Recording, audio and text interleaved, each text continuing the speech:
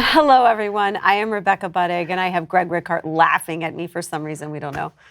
Just smiling. I'm just always so happy to be with you, Becky Jo. I'm Greg Rickhart, and we are here with a Soapy Extra.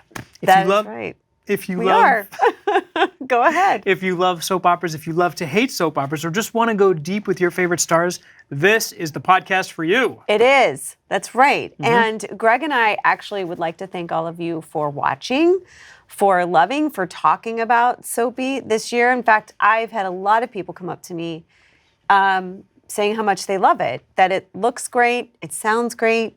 What do they say about me? I'll keep that to myself. Actually, they're just some episodes that really stand out. They always say which one they love.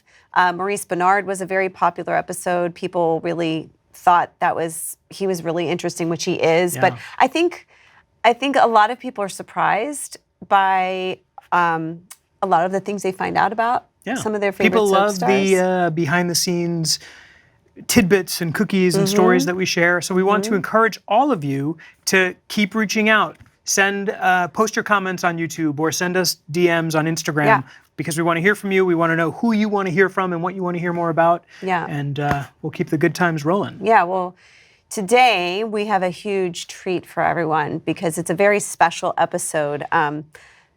It's one we've been wanting to share with you. That's right. Eric Braeden, known by most of you as Victor Newman on The Young and the Restless, who he has played that role for over 45 years, really went deep with us and talked about first coming to Hollywood as a young actor, but even before that, his experience of growing up in Nazi Germany, which was just a profoundly moving and fascinating story. Well, you get to hear it or watch it right now.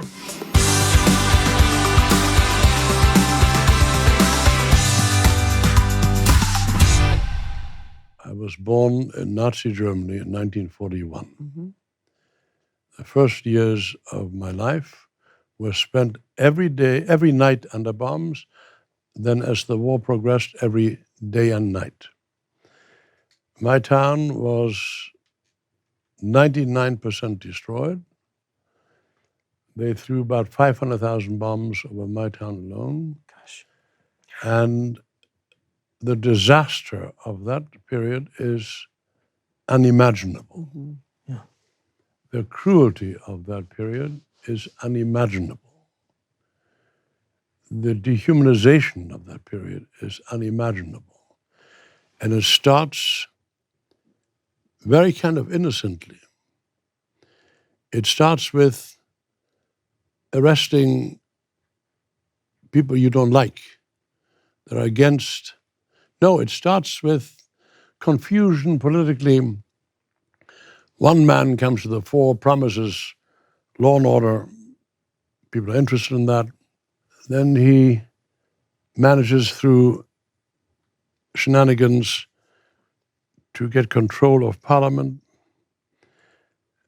Then there comes the Gleichschaltungsgesetz, which means the law that says that every institution in the country has to be filled by people who are loyal to him.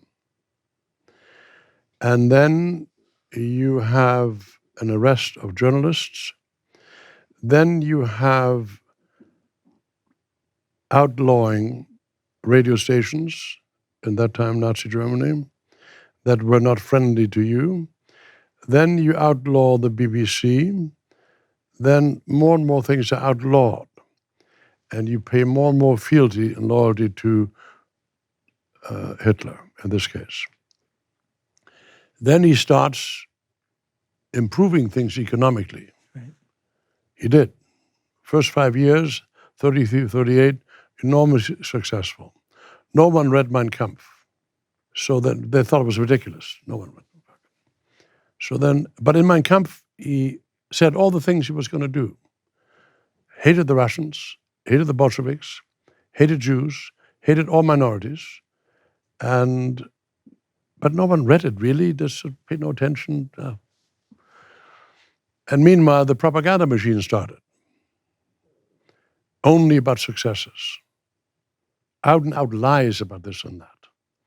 He fooled foreign countries. Anyway, And then before you know it, my father was mayor of the town I was born in. My eldest brother tells me, and remember Germany had just gone through the First World War. Mm-hmm. My eldest brother tells me, he's 8 years older than I am, that my father took him and my mother into his office and said, this is the biggest mistake Germany will ever make. 1939, when Germany attacked Poland. Oh. And the German people were told by controlled radio and press that the Poles had attacked German border guards. Bullshit. Totally untrue. And the opposite was true. Yeah. September of 39, after a lot of propaganda about how evil the Poles were and the Russians were and this and that. And then you must remember in Nazi Germany, they had had a Russian revolution in 1917. A revolution that was successful for the Communist Party. Everyone in the rest of Europe was scared shitless of a similar revolution in their countries. So Hitler made a deal with big business. They said, will you nationalize German industry like the communists? They said no. He said no. They said, okay, you do what you want to do, as long as their business will continue. Yeah. Okay. And before you know it, you're in the war. All they show is propaganda on the newsreels that German soldiers were successful and this and that, blah, blah, blah, blah. And he wanted to make the entire Eastern Europe a slave state. Slaves to the Germans. Then by the anti-Semitic stuff started really going badly about some Jews had read Mein Kampf. There were 500,000 Jews in Germany. 300,000 left by 1938. 200,000 stayed there, said, this guy will never succeed.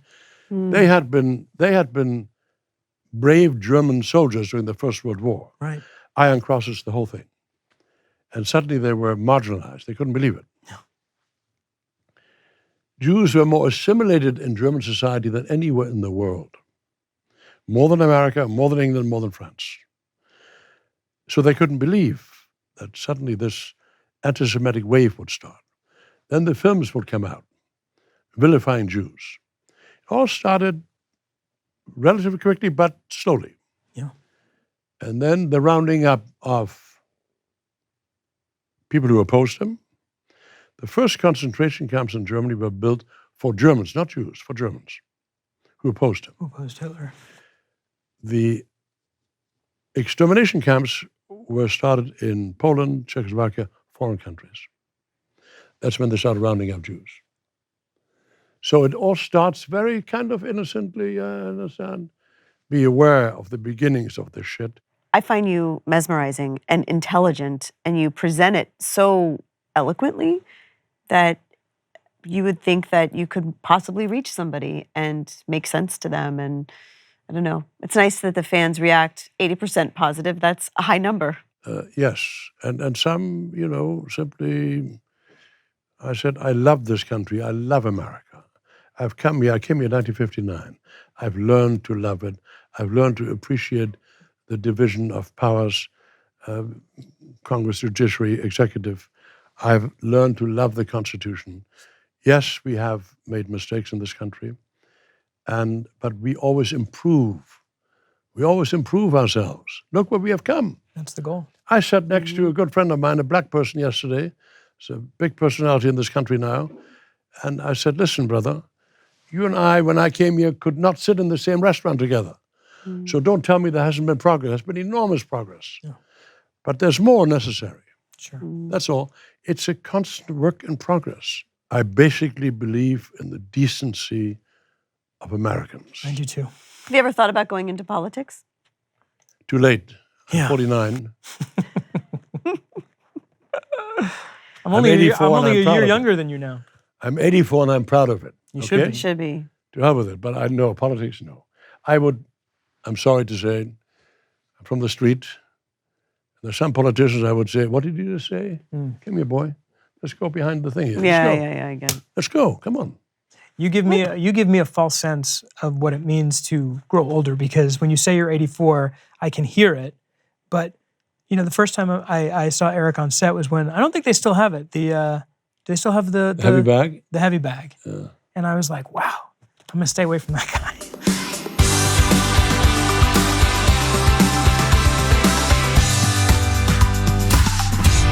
Hello, everyone. I am Rebecca Buddig. And I'm Greg Rickhart. Welcome back to Soapy. Wow. Eric Braeden's story, just wow. I mean, okay, I remember that interview with Eric, and I just remember being so mesmerized and not being able to, I just didn't want to talk. I didn't want to interrupt him. He tells these stories and it's kind of fascinating. He's so intelligent and so well-spoken and can really speak to that time in a way that very few people were there living that experience. So to have that firsthand experience of that awful time is remarkable. And to go from living in Germany to being one of the biggest soap stars on daytime television.